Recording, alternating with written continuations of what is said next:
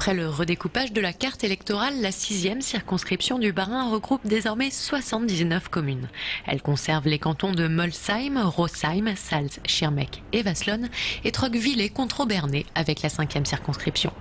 Un territoire de près de 120 000 habitants, majoritairement catholiques, dialectophones et largement dominé par les partis de droite et de centre-droit. Le député actuel, Alain Ferry, est membre du Parti radical valoisien. En poste depuis 1993, il renonce cette année à briguer un 5e mandat.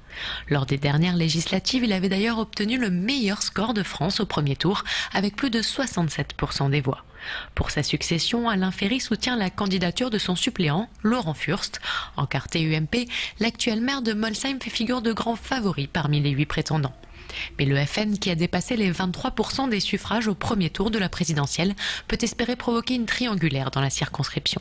Préoccupation importante sur ce territoire, la circulation en centre-ville.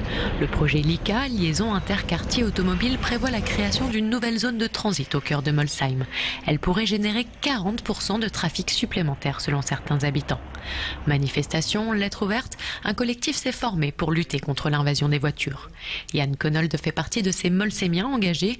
Selon lui, en passant à proximité des écoles et des zones de loisirs, la nouvelle route menacerait la sécurité et le cadre de vie des habitants. Le trafic à Molsheim est invraisemblable. Au centre-ville, vous avez dans la route de Dachstein, à proximité de la future pénétrante, déjà 10 000 voitures. Vous avez presque 20 000 dans la rue de la Commanderie et au passage de la gare. Et dans l'avenue de la gare qui va vers le centre-ville, on a aussi largement plus que 10 000 par jour. Donc une circulation très très forte. La politique des déplacements ne peut pas aujourd'hui miser sur le tout voiture, c'est prendre les gens pour les idiots. Geneviève Droitecourt a rejoint le collectif depuis peu. Comptage de véhicules dans les rues du centre-ville, sensibilisation à l'environnement. La jeune retraitée s'implique. Elle espère une politique locale plus efficace après les élections. Il y a effectivement trop de voitures, mais ce qui est quand même assez bizarre, c'est que le maire a lancé le principe de faire une contournante, ce qui est très bien.